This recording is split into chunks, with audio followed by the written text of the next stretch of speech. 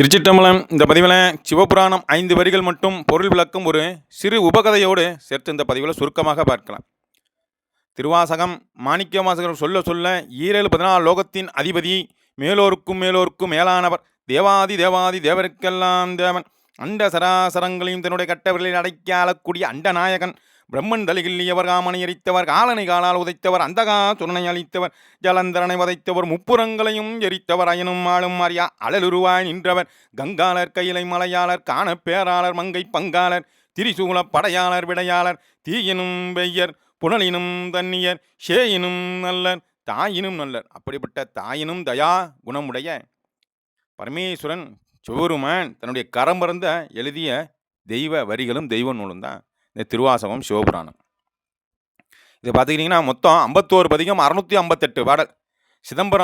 சிதம்பரங்கிறது சைவர்களுக்கு head ஆஃபீஸ்னு சொல்லுவாங்க. மீனவர்களுக்கு ஸ்ரீரங்கம் எவ்வாறு பிரதானமான முக்கியமான ஆலயமோ அதுபோல் சைவர்களுக்கு இந்த சிதம்பரம் ஹெட் ஆஃபீஸ். காரணம், இந்த பூமியில் உள்ள அனைத்து சிவகலைகளும் இந்த சிதம்பரத்தை நடராஜபெருமானுடைய பொற்பாதங்களில் ஒடுக்கும். அதனால தான் பார்த்தீங்கன்னா எல்லா சிவாலயங்களில் பள்ளியற பூஜை 8:30 மணிக்கு நடக்கும், 9 மணிக்கு முடிச்சிடுவாங்க. இங்கே 10:30 மணிக்கு மேலே தான் ஆரம்பிப்பாங்க பள்ளியற பூஜை, 11 மணிக்கு முடியும்.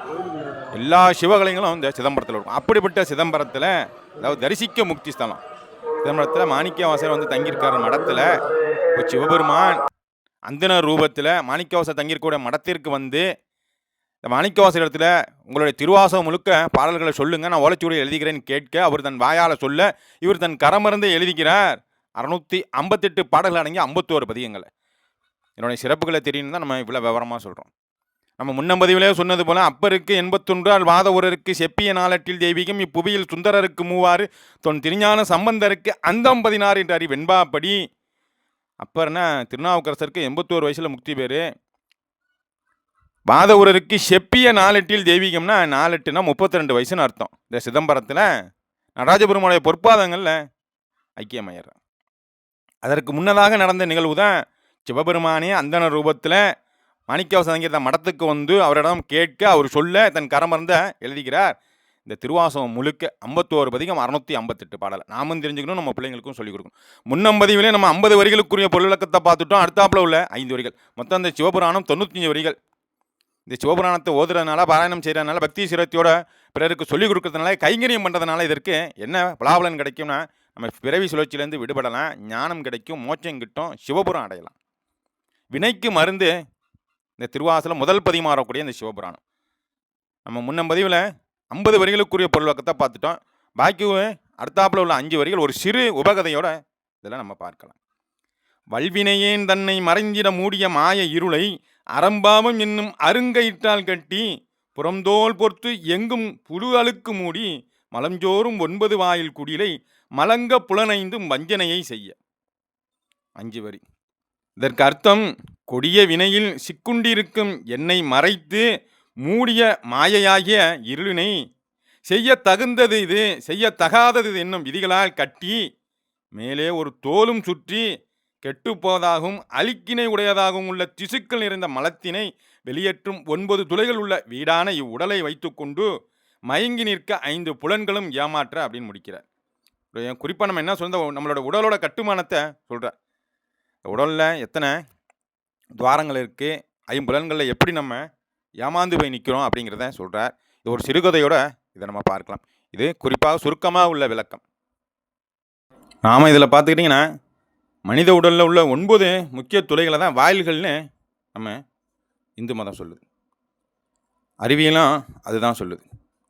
இதில் பார்த்துக்கிட்டிங்கன்னா கண்கள் 2, காதுகள் 2, மூக்கு துவாரங்கள் 2, வாய், மலதுவாரம், சிறுநீர் மற்றும் இனப்பெருக்க துவாரமாக 9 துவாரங்களை சொல்லப்படுது.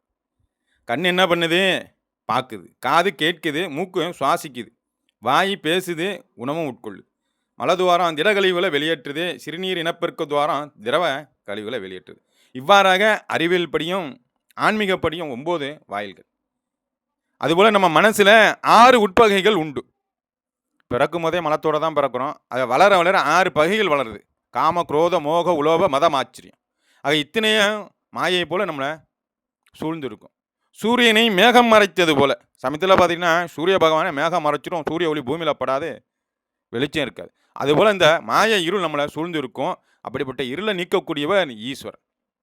பசுத்தன்மையை போக்கி இந்த உலகில் உள்ள அனைத்து ஜீவராசிகளும் உய்யும் பொருட்டு அருளக்கூடியவர் இந்த கருணாமூர்த்தி. இந்த ஐம்புலன்களை அடக்குவது எப்படி, அடக்கலைன்னா என்னென்ன நிகழும் அப்படிங்கிறத சித்தர்கள் ஒரு பாடல்ல நமக்கு குறிப்பிடுறாங்க. நந்தவனத்தில் ஒரு ஆண்டி அவன் 4 மாதமாய் குயவனை வேண்டி கொண்டு வந்தான் ஒரு தோண்டி அதை மெத்த கூத்தாடி கூத்தாடி பொட்டு உடைத்தாண்டி. நந்தவனத்தில் ஓராண்டி அவன் 4 மாதமாய் குயவனை வேண்டி கொண்டு வந்தான் ஒரு தோண்டி அதை மெத்த கூத்தாடி கூத்தாடி போட்டு உடைத்தாண்டி. நந்தவனத்தில் ஓராண்டி பாபம் செய்யாதீரு மனமே நாளை கோபம் செய்தேயம்மன் கொண்டோடி போவான். பாபம் செய்யாதீரு மனமே நீர்மேல் கூமில்லி காயம் சற்றும் நில்லாது போய்விடும் நீயறி மாயம்.